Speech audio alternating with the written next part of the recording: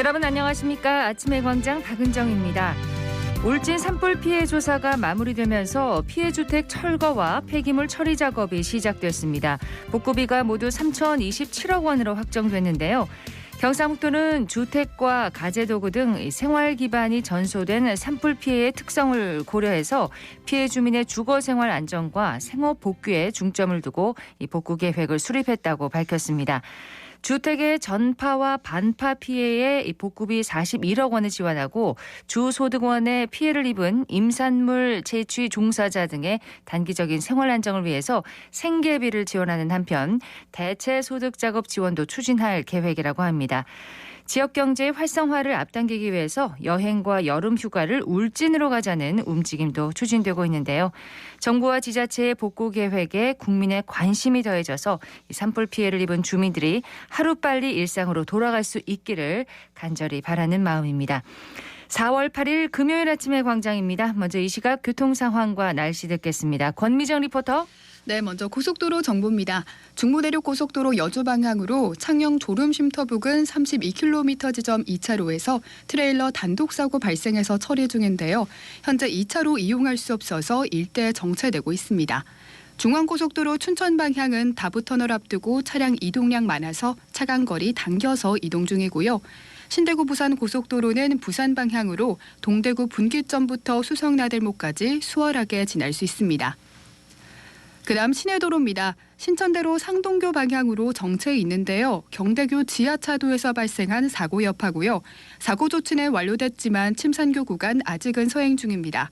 서부소방서에서 위생처리장 삼거리 앞두고는 승용차 3중 추돌 사고가 발생했습니다. 다행히 특별한 정체는 없지만 주의하시고요. 유니버시아드로 경산 방향은 시지고 내거리 지난 지점 1차로에서도 고장난 5톤 화물차가 서 있어서 뒤로 정체되고 있습니다.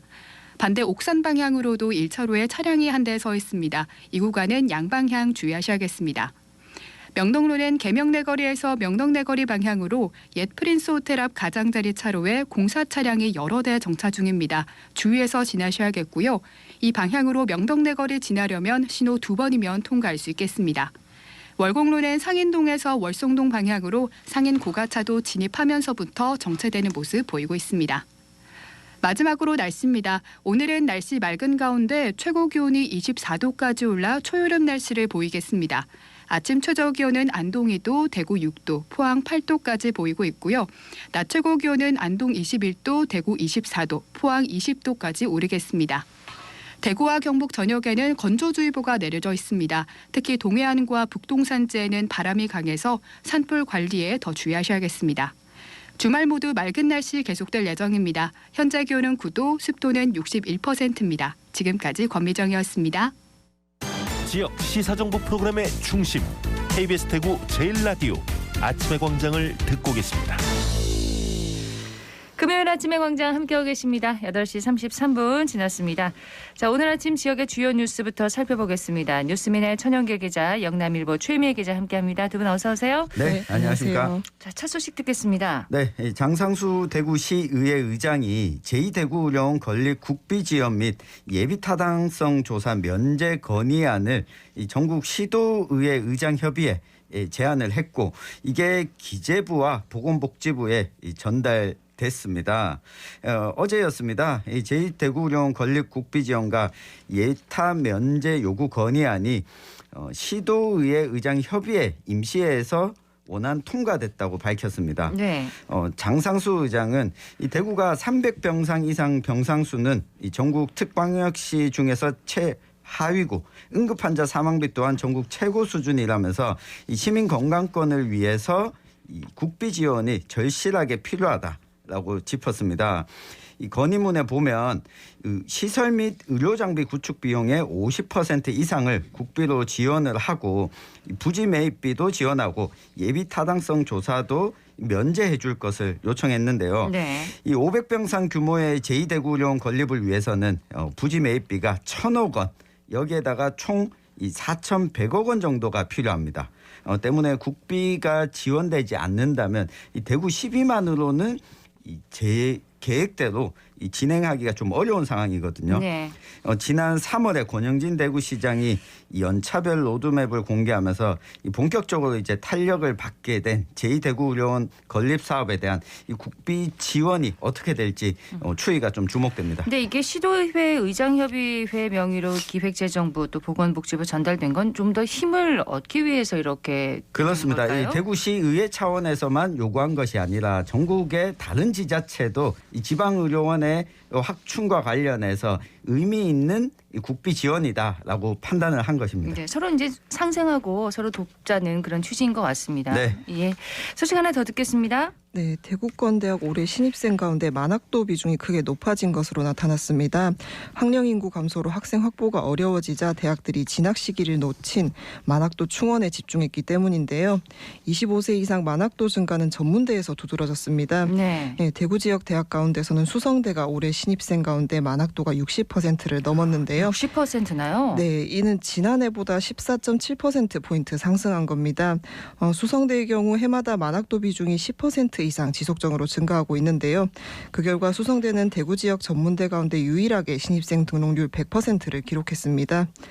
계명문화대도 만학도 비중이 2020학년도 8.7%, 2021학년도 11.8%이던 것이 올해는 26.8%로 대폭 늘어났습니다. 네. 네, 대구보건대도 마찬가지인데요. 2020학년도 6.9%에서 올해 17%로 높아졌습니다. 영진전문대도 2020년 8%에 불과하던 것이 올해는 28.4%로 급격하게 늘었습니다. 또 대구권대학 일부 4년제 대학의 만학도 비중도 큰 폭으로 증가하는 추세인데요. 같은 기간 대구한의대는 7.9%에서 13.2%로 높아졌고요. 대구가톨릭대도 2020학년도보다 10배 이상 늘어난 242명입니다. 자, 이런 현상이 대구 지역 대학들의 신입생 충원율에도 어느 정도 영향을 끼치겠죠? 네, 맞습니다. 네, 대구 지역 대학들의 신입생 충원율은 전반적으로 예년보다 높은 실적을 거뒀는데요. 대구권대학 일반대 신입생 충원율은 91에서 99%, 전문대는 86에서 100%를 기록했습니다. 네. 소식 하나 더 듣겠습니다. 네, 이 국민의힘과 더불어민주당이 광역자치단체장 공천 접수를 마감했습니다. 대구시장 선거에는 국민의힘 8명이 공천을 신청했고 이 더불어민주당은 서재현 전 동구갑 지역위원장 1명만 공천을 신청했습니다. 이 대구시장 선거의 경우에는 국민의힘 내에서 가장 경쟁이 치열한 이 지역으로 또 꼽히고 있는데요. 예. 매일매일 지금 홍준표 의원이 이슈를 낳고 있고 오늘 다른 예비 후보들이 반홍준표 연대를 제안하는 기자회견도 지금 예고를 한 상황이거든요. 오늘입니까? 네, 오늘 김영기 예비 후보가 이 제안을 했고 또 어제는 이진숙 예비 후보가 또 단일화 제안을 했습니다. 네. 이 대구시장 국민의힘 후보가 누가 될지 4월 23일이면 공천 결과를 발표하겠다고 하는데 계속해서 좀 추이를 지켜봐야 될 것 같고요. 반면에 경북도지사의 경우에는 국민의힘과 더불어민주당을 통틀어서 이철우 경북도지사 1명만 국민의힘 공천을 신청했습니다. 이 사실상 공천이 확정됐는데요. 그러네요. 네, 더불어민주당은 아무도 신청하지 않았습니다. 17개 시도 가운데 강원도와 경상북도만 더불어민주당 광역단체장 신청자가 없었거든요. 이 민선 7기 동안 한 번도 이긴 적이 없는 지역이고 대선 패배 직후라 선뜻 나서는 인사가 없어서 이게 이러다가 무투표 당선까지 되는 것 아니냐 이런 우려를 하는 목소리가 민주당 내에서도 있습니다. 그런 가능성도 있나요? 뭐 그럴 것 같지는 않습니다. 제가 어제 확인을 해보니까요. 이 장세호 민주당 경북도당 위원장 또 오준기 한국도로공사 시설관리 대표이사 임미애 경북도의원 등이 지금 뭐 출마를 놓고 고심 중이라고 하니까요. 이 조만간 대진표가 이달 내에는 짜여질 것 같습니다. 예. 자, 지역 소식은 여기까지 듣고요. 이슈 토크로 넘어가겠습니다. 오늘은 어떤 이슈에 대해서 얘기를 해볼까요? 네, 대구 시민들이 자주 활용하고 있는 지역 화폐인 행복페이 이용자가 급증하면서 대구시가 월 충전 한도를 50만 원에서 30만 원으로 줄였습니다. 이 월마다 1,000억 원으로 제한했던 발행 한도도 다시 없앴는데 이 관련 내용을 한번 살펴보겠습니다. 네, 충전 한도가 이제 줄었습니다. 20만 원으로 30만 원으로 20만 원이 줄었는데 이 충전 한도가 조정되는 건 그럼 언제부터인 건가요? 네, 오는 5월 발행분부터인데요. 이때부터 개인별 충전 한도가 월 50만 원에서 30만 원으로 축소됩니다. 이용자가 너무 급증한 데 따른 조치라면서요? 네, 맞습니다. 예, 행복페이 이용자가 급증하면서 월간 발행액이 조기에 소진돼 매월 충전하지 못하는 이용자가 발생하고 있기 때문인데요. 대구시는 이번 조정에 따라 더 많은 시민들이 행복페이를 이용할 수 있을 것으로 기대하고 있습니다. 1인당 충전 한도가 월 50만 원에서 30만 원으로 조정되면 충전 가능 인원은 매월 약 20만 명에서 13만 명 늘어난 33만 명이 되는데요. 올해 행복페이 충전 추이를 보면 가입자 59만 명 중 월 약 33만 명이 실제 충전을 이용하는 것으로 나타났습니다. 대구시는 이를 바탕으로 충전 한도 조정으로 실제 충전 수요를 감당할 수 있을 것으로 전망하고 있습니다. 그러니까 대신 매월 발행 한도를 없애서 언제든 원할 때 또 충전할 수는 있는 거죠? 네, 이 조기 소진을 또 방지하기 위해서 이런 조치를 취한 건데요. 예를 들면 이 월이 찾아오는 1일 이 행복페이 충전하기 위해서 신경을 쓰다가 이때를 놓치게 되면 다 소진되고 나서는 충전하고 싶어도 할 수가 없거든요. 그렇죠. 월별 발행 규모를 1,000억 원으로 제한했기 때문인데 이 대구시는 이런 소진 현상이 지속되면서 연간 총액 발행으로 운영 방식을 다시 바꿨습니다. 그러니까 만약 1,000억 원의 한도를 정했다면 이것이 월 단위로는 한도를 정하지 않고 이 돈을 다 소진할 때까지 이 충전을 자유롭게 할 수 있도록 하겠다는 건데요. 네.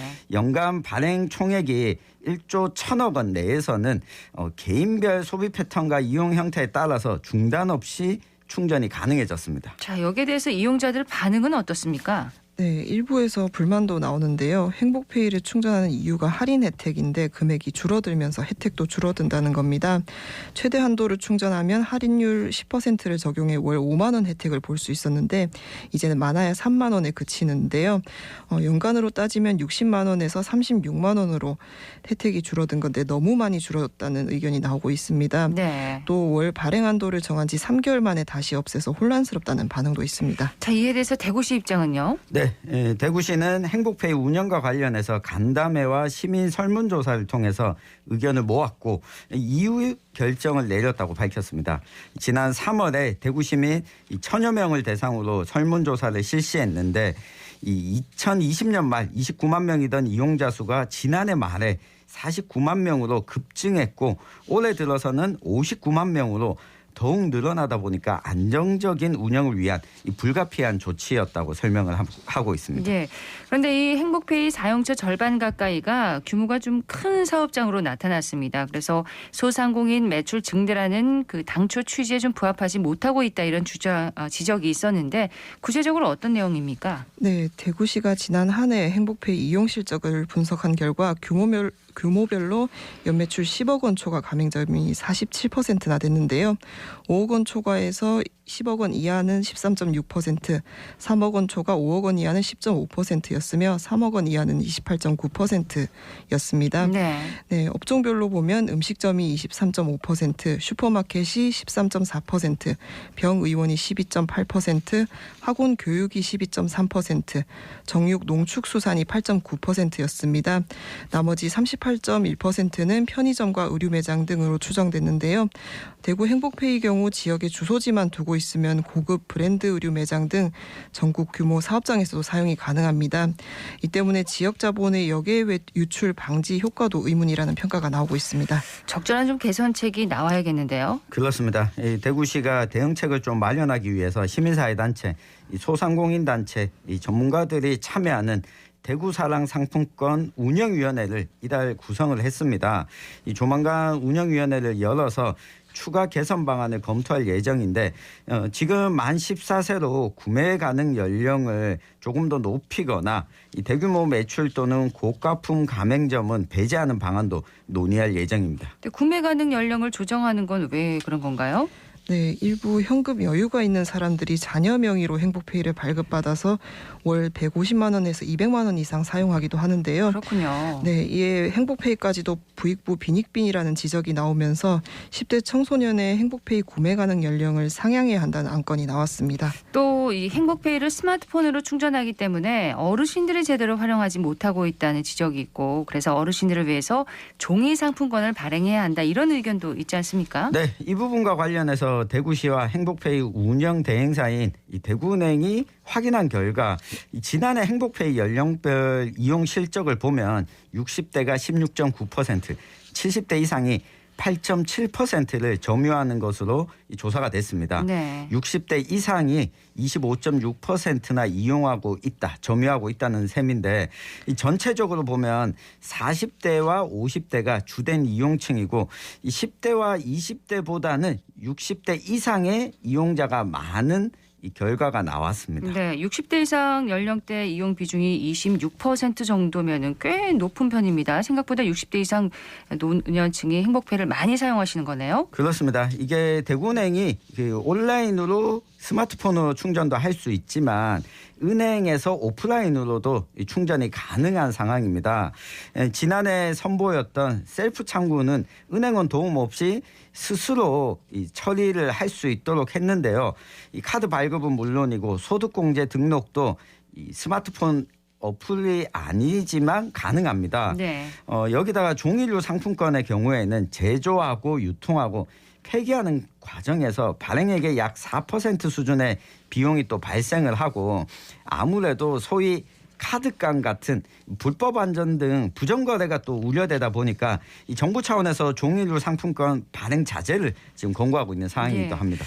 어떻게 그 두 분도 행복페이를 이용하시나요? 최미애 기자는 어떻습니까? 저는 사실 사용을 해보지 않아서 뭐 좋은 점이나 불편한 점을 체감은 못하고 있는데요.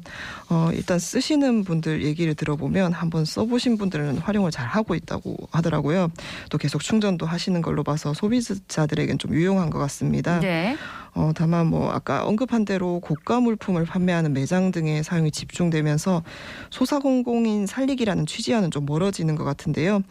지난 2월 열린 시민의견 수렴 간담회에서도 시장 등에서 상인들이 행복페이가 카드 형태다 보니까 신용카드로 인식하는 경우가 많다는 이야기도 나왔었습니다. 그렇습니다. 예, 그래서 정해진 발행액이 소진될 정도로 인기는 있지만 막상 지역 화폐에 대한 개념이나 행복페이 자체를 모르는 분들도 많다는 얘기가 아닌가 싶은데요.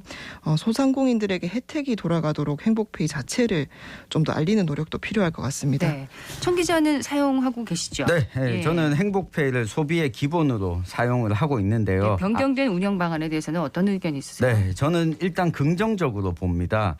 특히 이 혜택이 60만 원에서 36만 원으로 연간 혜택이 줄었다. 이게 좀 불만을 토로하는 분들도 계신데 일반적인 체크카드를 사용한다고 했을 때 이만큼 혜택을 볼 수 있는 카드는 또 없거든요. 네. 연 36만 원이면 적은 혜택은 또 아니고요. 사실 제가 행복페이를 사용하면서도 좀 우려가 됐던 것이 두 가지가 있었습니다. 그중에 한 가지가 이번에 변경 운영 방안으로 좀 해소가 됐는데요. 저는 좋지만 소진이 일찍 되면 한 번에 50만 원을 충전할 현금이 없는 사람들은 어떻게 하지? 예금 50만 원이 잔고에 있는 사람들이 우선 충전을 다 하고 나면 이 현금이 많이 없어서 10만 원씩 충전하는 사람들에게는 혜택이 덜 돌아갈 수 있겠구나 하는 걱정이 있었는데 이번에 이런 문제가 좀 해소가 된 것 같고요.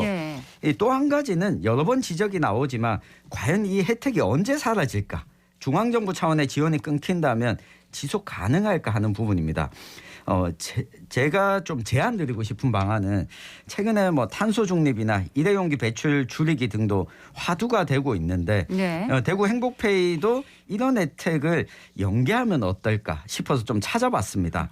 실제 대구시가 탄소 포인트 제도라는 걸 시행을 하고 있거든요. 그렇죠. 전기와 수도, 도시가스 등 에너지 감축률에 따른 인센티브를 주는 건데 1년에 세대당 5만 원까지 현금이나 그린카드 포인트로 현재 주고 있는데 이걸 행복페이와 결합하게 된다면 행정 비용도 중복되는 것들을 좀 아낄 수 있고 네. 그 시민들이 볼 수 있는 혜택도 중앙정부 지원이 아니더라도 충분히 혜택을 볼 수 있고 여기에다가 한 가지 더해서 이 뭐 탄소 중립이나 환경에 대한 부분까지도 함께 고민할 수 있는 이 지역 화폐가 되지 않을까 이 조심스럽게 좀 제안을 해봅니다. 그 뭐 물론 제한이시지만 네. 탄소 포인트 그 지원금을 행복페이 그 카드로 활용할 수 그렇습니다. 있도록 하는 그런 네. 제안이네요. 뭔가 이렇게 아이디어를 계속 이렇게 좀 개발을 한다면 시민들도 더 편리하게 이용할 수 있지 않을까 싶습니다. 뉴스미나의 천영길 기자, 영남일보 최미애 기자였습니다. 두 분 고맙습니다. 감사합니다.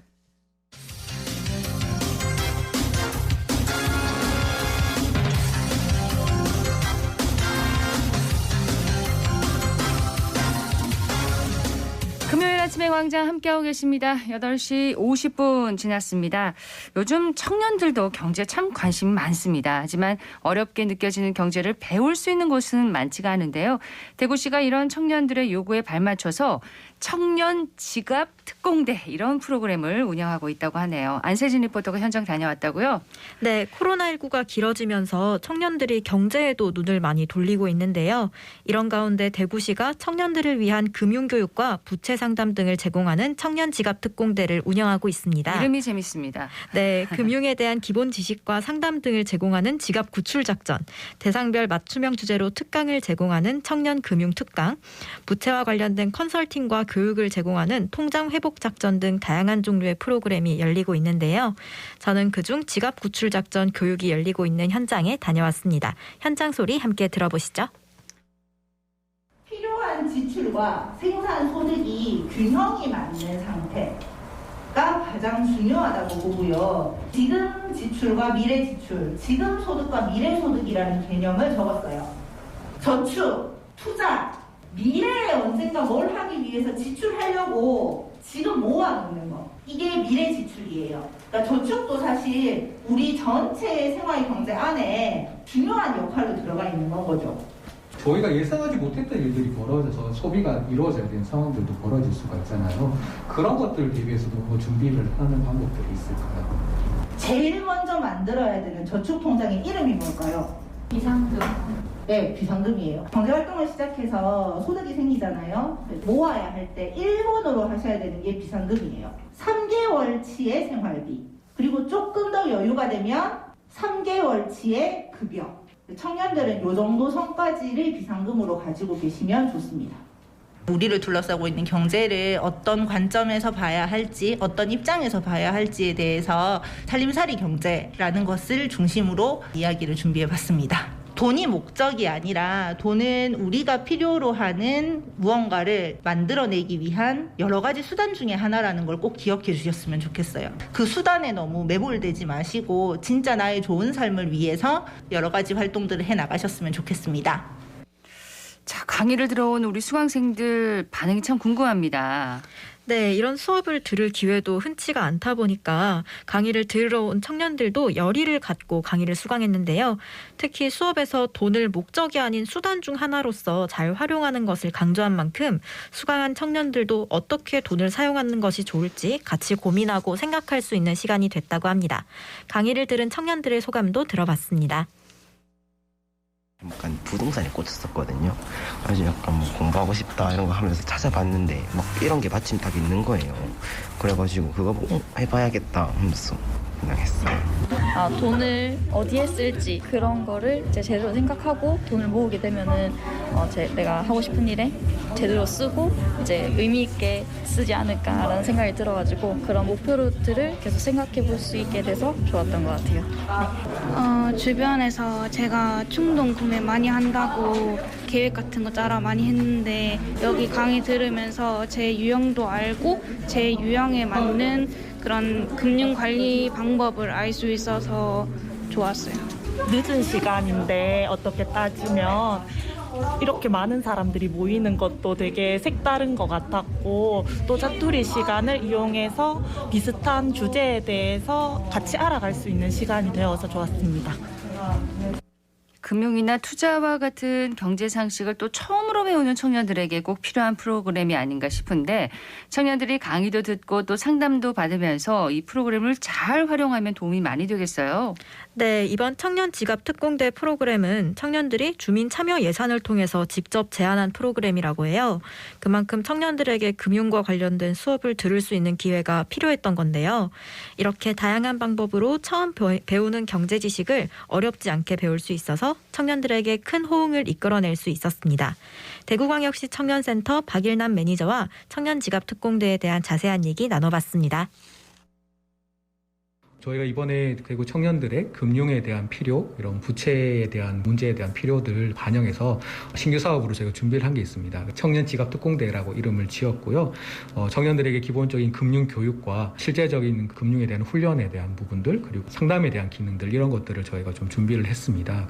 아무래도 이제 금융에 대한 그런 필요는 많아지고 있는데 제대로 된 그런 교육을 받기가 조금 쉽지 않은 상황이라고 생각이 됩니다. 그래서 찾아보면 또 많은 정보들이 있지만 그게 정말 나한테 필요한 건지 나의 수준에 맞는 건지 이런 부분들이 조금 어려운 부분들이 있고요.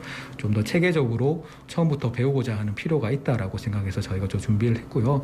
사실 이 사업이 또 진행되는 이유에 있어서 작년에 저희가 주민 참여 예산으로 시작되는 이런 사업입니다. 그래서 정말 청년들이 실제로 이런 것들이 필요하다라고 얘기했기 때문에 시작된 거라서 아마 청년들에게 적합한 그런 프로그램들이 만들어진 이유가 되지 않을까 싶습니다. 청년분들이 그 필요가 있더라도 사실 좋지 않으면 이게 참여가 어려울 것 같은데 저희가 그런 필요를 위해서 청년분들이 외면할 수 없을 정도의 프로그램을 만들도록 노력을 하도록 하겠습니다. 그래서 좀 많이 관심 가져주시고 참여하셔서 좀 필요한 것들 많이 찾아가시고 채워가시고 그러면 좋을 것 같습니다.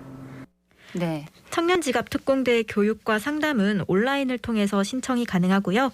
부동산, 주식 등 올바른 투자에 대한 교육과 상담이 필요한 분들은 이번 프로그램에 참여해 보셔도 좋겠습니다. 안세진 리포터 잘 들었습니다. 네, 고맙습니다.